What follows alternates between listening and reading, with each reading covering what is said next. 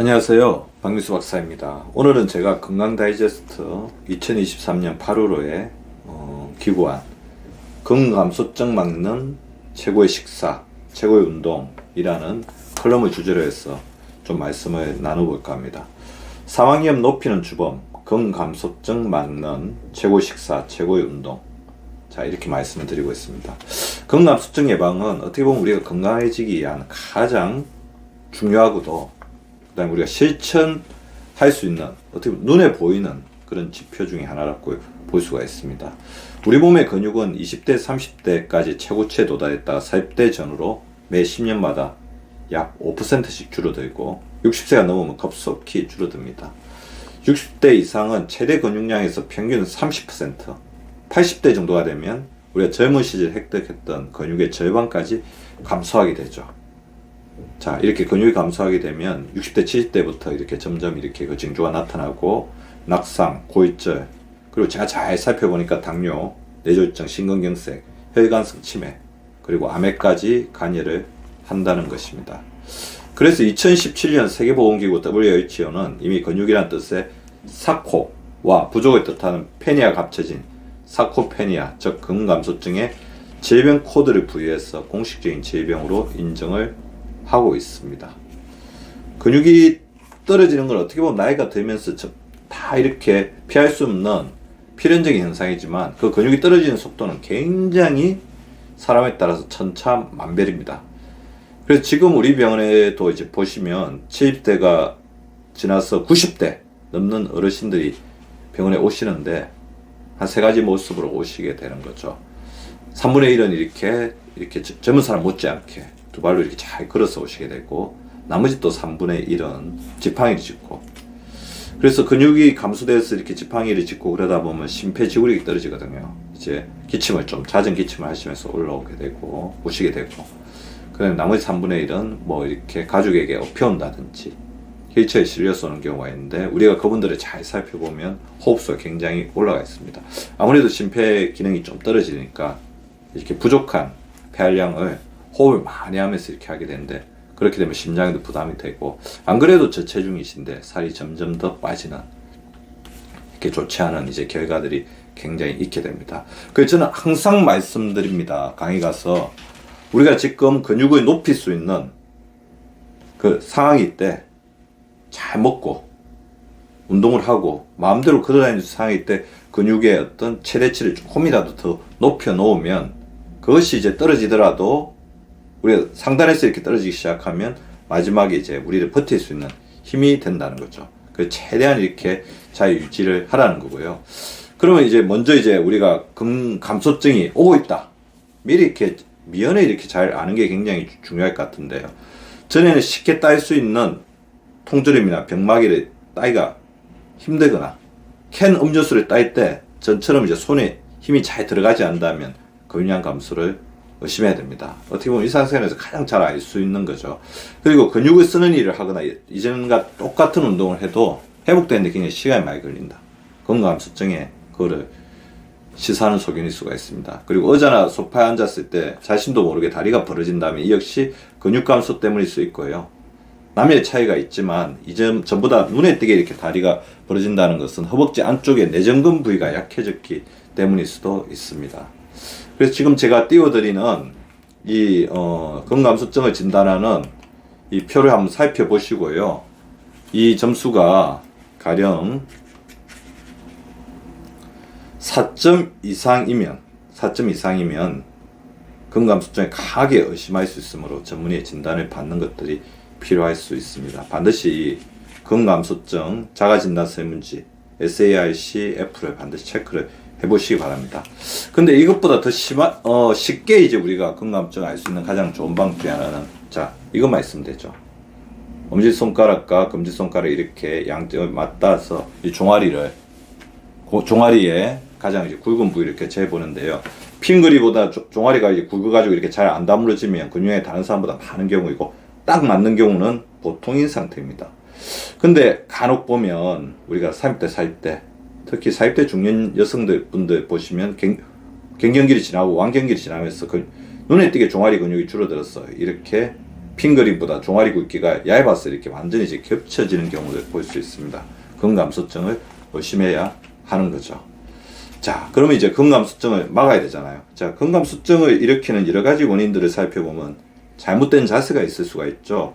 제가 항상 말씀드리죠. 구부정한 자세, 앞으로 구부린 자세, 그런 게 굉장히 문제고요. 우리가 평소 또 일상생활에서 거의 걷지 않는 것도 굉장히 큰 문제를 야기할 수가 있습니다. 그 다음에 극단적인 어떤 편식. 그러니까 제가 항상 골고루 드시라고 하는데 단백질이나 식이섬유가 부족한 식사료에도 그럴 수가 있을 것 같고요. 잘못된 자세, 환자수는 너무 오래 있는 거 이제 피해 주셔야 된다는 거죠. 자, 그러면 근감소증을 막기 위해서는 가장 중요한 것은 먼저 단백 식사를 이제 규칙적으로 하는 것, 또 더불어서 많이 걷는 게 중요합니다. 그래서 최고의 운동은 저는 이제 걷는 거라고 생각해요. 걷는 거. 먼저 많이 걸어야 하죠. 걷기만큼 전신 근육, 우리 몸 전체 근육을 골고루 강화하는 방법은 없습니다. 하루에 한두 시간 정도 걷는 사람은 기대 수명의 증가와 함께 뇌졸중, 암, 당뇨병, 심혈관계 질환 등의 발생 감소, 그리고 체지방 감소, 근육 강화 등에 도움을 줄 수가 있고요. 근데 얼마 정도 걸어야 되는지 저한테 이제 많이 물어보시는데요. 저는 5,000보나 10,000보가 아니라 하루 7,000보 걷기 정도로 해도 될 거라고 이제 생각을 하고 있습니다. 그래서 하버드대 T.H. 창 교수팀이 진행한 연구에 따르면 70대 여성 16,741명을 대상으로 걸음수와 건강의 상관관계를 조사해 보았더니 4년간 최소 하루 4,400보 정도를 걸은 여성은 2,700보 걸은 여성보다 조기 사망할 확률이 40% 낮았고, 하루 5,000보 이상을 걸으면 조기 사망이 유의미하게 떨어졌지만 7,500보부터는 특별하게 그 차이가 나타나지 않았다.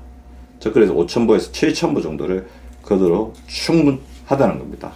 자, 그럴 때 또 중요한 거는, 가장 중요한 게 걷는 자세죠. 왜 그러냐면 우리가 오랫동안 잘 걸어들면 무릎 관절을 잘 보호해야 됩니다. 근데 무릎 관절을 보호하는 데는 제일 중요한 게 두 가지 원칙이 좀 중요합니다. 적정 체중을 유지해야 되죠. 아무래도 부하가 많이 실리면 무릎 관절에 타격이 많이 가죠. 두 번째는 걷는 자세도 굉장히 중요합니다. 걸을 때는 발의 뒤꿈치부터 땅에 닿고 그 다음 발 앞부분이 닿도록 이제 걸어야 됩니다. 단 뒤꿈치에서 새끼발가락 쪽으로 힘이 쏠리거나 엄지발가락 쪽으로 이렇게 힘이 쏠리지 않고 이렇게 균등하게. 그래서 제가 항상 계란 구르듯이, 자, 이렇게 닿고 이렇게 닿고 이렇게 하라, 이렇게 말씀드리죠. 계란 구르듯이 걸으라고 해야 합니다. 그럴 때 앞을 딱 보면 무릎이 정면을 향해야 되는데 무릎이 이렇게 벌어지면서 된다든지 안쪽으로 모인다든지 그런 것은 좋지 않죠. 그리고 걸을 때는 엉덩이와 배 주변의 근육을 단단히 잡아줘야 하고요. 엉덩이가 뒤로 빠지거나 배가 너무 젖혀지지 않도록 배꼽을 척추 쪽으로 약간 살짝 잡아당긴다는 느낌으로 걷는 게 좋습니다. 팔은 주먹을 가볍게 쥐고 엄지손가락은 두 번째 손가락 위에 내려놓고서 걷습니다. 팔꿈치가 너무 펴지거나 접히지 않도록 주의하고 팔꿈치 각도를 80에서 90도를 유지하면서 걷고요. 시선은 정면을 향하고 고개는 10도에서 15도 이상 숙이지 않고 딱 정면을 바라보면서 걷는 게 바람직할 것 같습니다. 자, 박민수 박사님, 걷기 말고 또 할 수 있는 운동이 뭘까 있을까요? 자, 계단 오르기 좋습니다. 런지도 괜찮을 것 같고요. 양발로 하는 스쿼트에 비해 런지는 각 다리가 독립적으로 움직이기 때문에 오른쪽과 왼쪽에 기능적인 움직임을 줄 수가 있습니다. 균형 감각을 성장시키죠. 스쿼트도 굉장히 좋을 것 같아요. 발을 어깨 너비로 벌린 후 허벅지가 수평이 될 때가 여러 번 앉았다 일어나는 동작을 하는 게 중요한데요. 투명 의자에 앉는다는 느낌으로 천천히 구부리면서 앉았다 다시 일어서기를 반복하면 되고요. 처음부터 너무 무리하지 않는 게 좋고요. 그 다음에 우리 스쿼트 자세는 무릎이 앞으로 쏠려가지고 무릎 관절에 부담을 주지 않도록 이렇게 적절하게 이렇게 최근에 이제 보면 유튜브에 이제 스쿼트 할 때 자세들이 잘 나와 있으니까 그런 부분들을 반드시 잘 숙지해가지고 이렇게 하시는 게 좋을 것 같습니다. 팔굽혀기도 굉장히 중요합니다. 저는 이제 이 상체 근육, 특히 팔뚝하고 이 팔 쪽에 이 근육이 풍부해야지 심장 쪽에 부담을 줄여줄 수 있다고 생각하거든요. 시간이 될 때마다 팔굽혀기를 하는 게 좋을 것 같습니다. 팔 근육이 약해서 팔굽혀기 직접 하기 힘들다면 처음에는 벽이나 책상을 짚고 하는 것도 나쁘지 않습니다. 반드시 바닥에 대고 해야 되는 것도 아니고요. 무엇보다 좋은 거는 자전거 타기도 굉장히 도움이 될 것 같습니다. 실내 자전거는 뭔가 어떤 리프레시 할 수 있는 어떤 거를 주고요. 실내 자전거는 또 안전하게 또 할 수 있는 부분이 있으니까 그런 부분들을 잘 섞어서 하시는 것이 좋을 것 같고요. 충분한 단백질 섭취를 이해한 것도 굉장히 중요합니다. 근육을 만들기 위해서는 근육의 재료가 공급이 돼야 되죠. 우리 몸에 아미노산 풀이 충분하게 공급이 되어야지 근육뿐만 아니라 효소, 호르몬, 항체 등이 원활하게 이렇게 형성이 되고 우리 몸을 균형 있게 발달시키는데요. 아미노산 풀이 부족해지게 되면 아무래도 근육에서 단백질을 계속해서 꺼내 쓰게 되니까 우리 몸의 근감소는 더욱더 가속화될 수밖에 없습니다. 일일 권장량 이상의 단백질을 꾸준히 섭취해야 됩니다. 저는 그래서 하루에 계란 1개, 일주일에 3회 이상 동물성 단백질, 시간이 날 때마다 콩이나 견과류 같은 식물성 단백질을 섭취하려고 하고요. 단백질을 섭취할 때 반드시 주의해야 될 것은 적절한 탄수화물, 적절한 채소, 그리고 오메가3 지방산과 같은 다양한 음식을 규칙적으로 섭취해야지 이 근육으로 가는 아미노산의 어떤 패스웨이, 고속도로가 더 원활해진다는 것을 아셔야 됩니다. 그래서 60kg이면 60g 정도 먹으라고 하죠. 다른 음식에도 단백질이 포함되어 있으므로 꼭 60g을 정량해서 먹어야 되는 건 아니지만 우리가 kg당 1.2g 정도까지는 먹을 수 있으니까 단백질을 자기 몸무게에서 K를 뺀 거 정도를 섭취하려고 노력해 주시는 게 좋습니다. 그럼 박민수 원장님 어떻게 드시는 게 좋을까요? 단백질 먹다 보면 또 지방이 많이 섞이니까 올라가는 거 아닐까요? 자, 그래서 제가 항상 강조하는 식사법 있죠. 거꾸로 식사법. 채소, 고기, 밥. 그러니까 채소에서 또 고기 쪽에 있는 지방을 좀 빼주고, 그래 밥, 복합 탄수화물이 또 우리 에너지를 또 만들어주고 그렇게 도움이 되는 거죠. 밥 반찬이 아니라 채소, 고기, 밥, 채소, 고기, 밥 이렇게 해주시면 좋을 것 같습니다. 그래야 이렇게 하면서 인슐린 호르몬을 줄여줘야지 이 인슐린 호르몬의 기능이 좋아져서 근육 속에다가 에너지를 잘 집어넣거든요. 자, 거꾸로 식사법 반드시 실천하기 바라고요. 근육을 보호하는 또 숨은 조력자가 있습니다. 뭘까요? 바로 잠과 잠입니다. 그렇습니다. 유산균과 잠이죠. 수면을 챙겨야 됩니다. 유산균은 근육을 지키고 만드는 중요한 조력자를 하고 있는데요. 특히 유산균이 식이섬유를 이렇게 만났을 때 식이섬유를 분해해서 단세지방산, 숏체인 패티애시드라는 걸 만드는데 단세지방산은 근육세포에 특정 신호를 전달하거든요. 그래서 이 신호가 글루트4를 활성화해서 이 근육 쪽에 에너지를 잘 집어넣기 때문에 어떻게 보면 이 유산균이 식이섬유를 만나서 만드는 우리가 유산균을 적절하게 섭취를 하고 식이섬유가 풍부한 채소를 잘 먹었을 때 우리 몸의 마이크로바이옴이 원활하게 활성화될 때 근육의 문이 잘 열려서 그 안에 에너지가 더 잘 들어간다는 거죠. 잠을 자는 것도 근육을 지키는데 굉장히 중요합니다. 근육을 유지하는데 가장 중요한 호르몬이 성장 호르몬이죠. 잠을 푹 잤을 때 나오니까요. 반드시 7시간 수면을 하자. 그럼 저한테 많이 물어봅니다. 원장님 7시간 동안 잘 시간이 없을 것 같은데요. 물론 이제 5시간의 충분한 수면이 7시간의 불량한, 그러니까 퀄리티가 나쁜 수면보다 나쁠 수 있지만 5시간의 충분한 수면이 7시간의 충분한 수면을 절대 당할 수 없습니다. 대부분 본인이 5시간 잔다고 해서 그게 우수한 수면인지 아닌지를 알 수가 없잖아요. 그래서 7시간의 수면을 좀 채우도록 해주시는 게 좋을 것 같고요. 그러려면 10시간을 뒤척거리는 것 못지않게 수면의 질을 또 높이는 게 중요하죠. 그러기 위해서는 졸릴 때 자야 되고요. 낮에는 졸거나 자지 않는 것도 밤에 수면의 질을 높이는 데 도움이 됩니다. 평소에 졸릴 때만 잠자야 되고 10분 안에 잠이 안 오면 주저하지 말고 다시 일어나 다른 일을 하는 규칙을 해주는 게 굉장히 중요하고요. 그리고 일어날 시간을 일정하게 해주시는 게 수면의 리듬을 좋게 할 수 있습니다. 그리고 잘 때는 소음과 조명을 완벽히 제거해야 되겠죠. 그리고 스마트폰이나 TV에서 뿜어져 나오는 블루라이트를 완전히 제거하기 위해서 머리맡에 스마트폰을 두고 자거나 TV를 켜놓고 자지 않는 게 좋을 것 같습니다.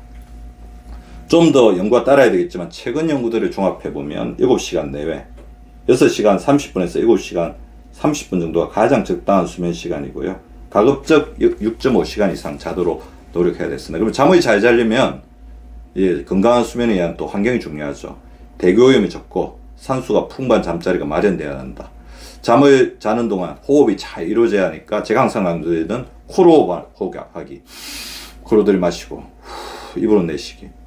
코로 호흡 들이마시고 입으로 내쉬기를 좀 잘 해주시기 바라고요. 그래 저희 집은 암마커트는 다 되어 있습니다. 그리고 밖에서 너무 소음이 많이 들어오면 그것도 적절하게 방어해 주시는 게 좋을 것 같고요. 7시간 내에 적정 수면 해 주시는 게 좋을 것 같고 아침에 해가 뜰 때 기상하는 것이 바람직합니다. 이를 기준으로 잠드는 시간을 정하는 것도 좋을 것 같고요. 숙면하기 가장 좋은 온도는 22도에서 24도, 습도는 40에서 60%입니다. 각종 냉난방기와 가습기를 통해서 이거를 조절해 주시기 바랍니다. 자, 다시 정리해보면 근감소증을 막는 최고의 식사운동법. 보, 체지천분의 걷자. 단, 충분한 단백질을 불포화 지방산과 정제탄수화물 같이 골고루 규칙적으로 섭취하자. 그러기 위해서는 거꾸로 식사법. 채소고기 밥 이렇게 하자. 잠, 하루 7시간의 깊은 수면을 자자. 장, 우리 몸의 마이크로바이옴에 좋은 유산균을 자기 몸에 맞게 잘 섭취하고 식이섬유를 잘 제공해서 단세지방산을 잘 생성시키자. 그래서 제가 보, 단, 잠, 장을 말씀드렸습니다. 이거 잘 실천하시는 우리 구독자분 되시기 바라면서 어떻게 보면 80대, 90대까지 30대, 40대의 근육으로 사시는 우리 구독자분들 되시기를 원합니다. 감사합니다.